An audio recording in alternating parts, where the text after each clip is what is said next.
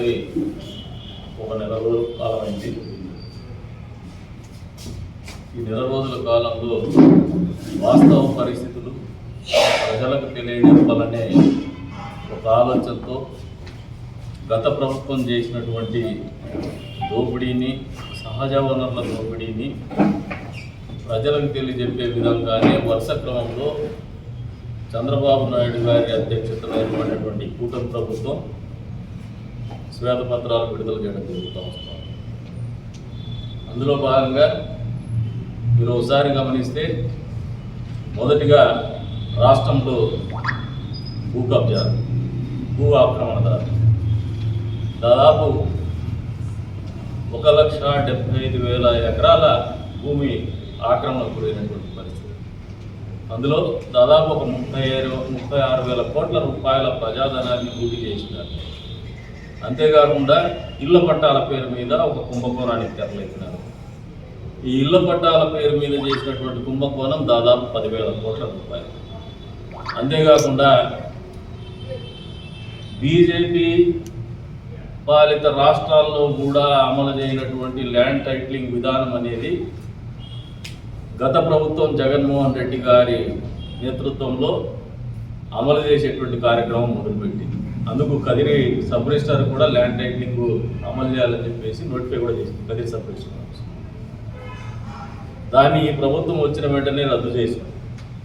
కానీ వాళ్ళ దురాలోచన ఏంటంటే ల్యాండ్ టైటిలింగ్ యాక్ట్ అనేది వాళ్ళు చేసినటువంటి భూ ఆక్రమణలు, అక్రమ మార్గాల్లో చేసినటువంటి భూ ఆక్రమణల్ని సక్రమంగా చేసుకోవాలనే ఆలోచనతోనే అసలు వ్యవస్థలకు సంబంధం లేనటువంటి వ్యక్తుల్ని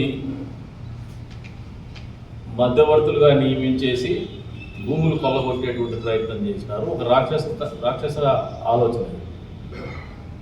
అంతేకాకుండా మీరు ఒకసారి గమనిస్తే సహజ వనరులు ఈ రాష్ట్రంలో జగనన్న కాలనీ పేరు మీద భూములు వైసీపీ పార్టీకి చెందినటువంటి నాయకులే తక్కువ ధరలకు కొంటారు, దాన్ని ప్రభుత్వానికి ఎక్కువ ధరలకు అమ్ముకున్నటువంటి పరిస్థితి.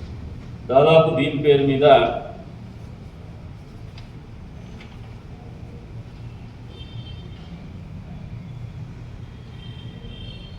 కొన్ని వేల కోట్ల రూపాయలు ప్రజాధనాన్ని లూటీ చేసినటువంటి పరిస్థితి.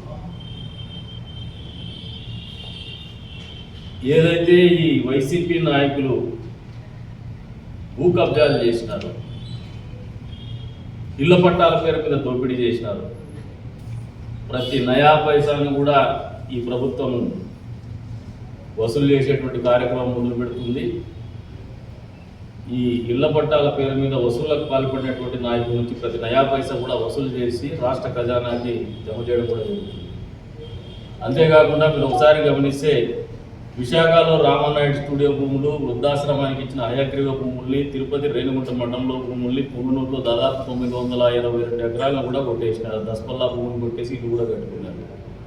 చిత్తూరులో 782 ఎకరాలు, ఒంగోలులో నకిలీ పత్రాలతో 101 కోట్ల ఆస్తి కాజేసేందుకు ప్రయత్నం చేస్తున్నారు.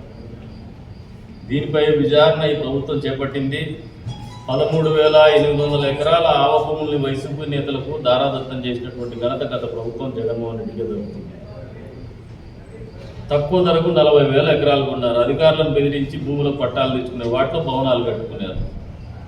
ఋషికొండలో అయితే దాదాపు 500 కోట్ల ప్రజాధనంతో ఒక ప్యాలెస్ కట్టుకొని, అది ఈ ప్రభుత్వం ఏర్పడిన తర్వాత కేవలం ప్రజలు చూసేటువంటి భాగ్యం కలిగింది. లేకపోతే దాన్ని చూసేటువంటి భాగ్యం కూడా లేదు. ఈరోజు తాడేపల్లిలో జగన్మోహన్ రెడ్డి గారు ఇల్లు కట్టుకున్నారు. స్నైపర్లు కూడా బయట నుంచి ఏమి చేయకుండాన్నట్లు ఒక దుర్భేద్యమైనటువంటి కోటని కనీసం ఫొటోస్ తీయాలంటే కూడా తీయలేనటువంటి పరిస్థితుల్లోనే ఆయన కాంపౌండ్ వాళ్ళు నిర్మించుకున్నారంటే ఆయన ఆలోచన విధానము ఏమాత్రము నార్త్ కొరియా ఇంకేం తగ్గదే, నియంతృత్వమైనటువంటి పోకడ. వైసీపీ జిల్లా కార్యాలయాల కోసం దాదాపు ప్రతి జిల్లాలో కూడా 2 ఎకరాల 33 ఏళ్ల లీజు, దాదాపు 300 కోట్ల రూపాయలు డబ్బులు కొట్టేసినట్టు. ఋషికొండలో చేసిన దానికి మళ్ళా 13 కోట్ల ప్రచార ఆర్పాటం.